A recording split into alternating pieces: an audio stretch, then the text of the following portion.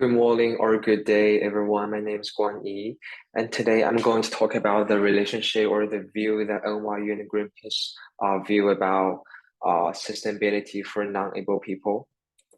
So, for first agenda, I'm going to talk about the synthesis, which I got is the accessibility range is wide to cover each step, as long as you have to be detail oriented.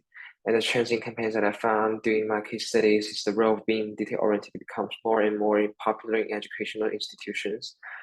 And for the case studies that I learned in NYU, even the oldest building in NYU, it spent a lot of more money to maintain the building in order to build access for non-able people to freely go in and out.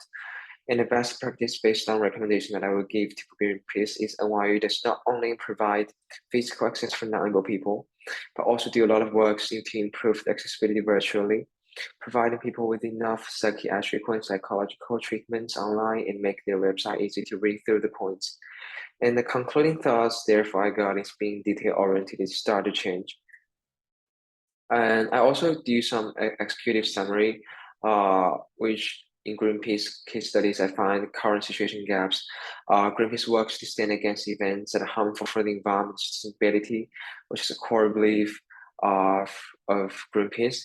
And the changing campaigns is the most case study they did are educational institutions, and they're all like aligned very well with the role of being detail-oriented to non-able people.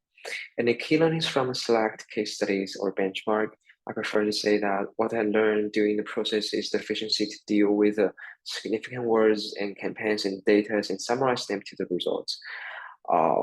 And for Greenpeace, I should definitely encourage you to like continue to hold the value of protecting environment and sustainability and making yourself more known to get more people involved in this big context. And I also found the trends in accessibility campaigns to increase people with physical and cognitive disability. And like the trend analysis takeaways, like to build self-enter door button on entry near the door. This is what I found when I daily study or leaving NYU main campus, which is Washington Square Park.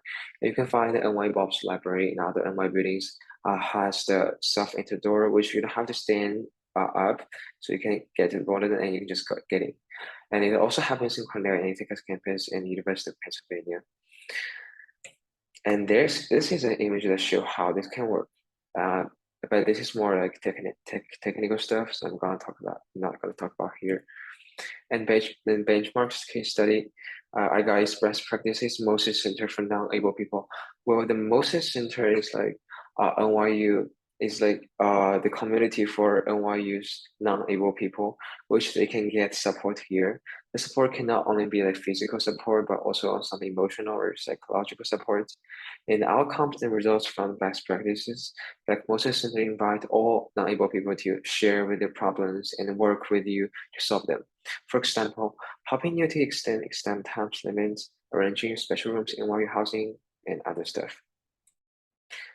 So recommendations that I got is like the most urgent or necessary for non-able people should be providing them with the most convenient care to freely do what they can do.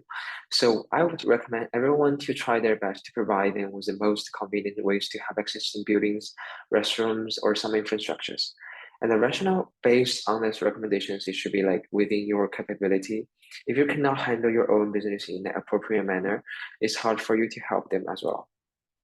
So being oriented, detail-oriented is the best way to help with non-able community.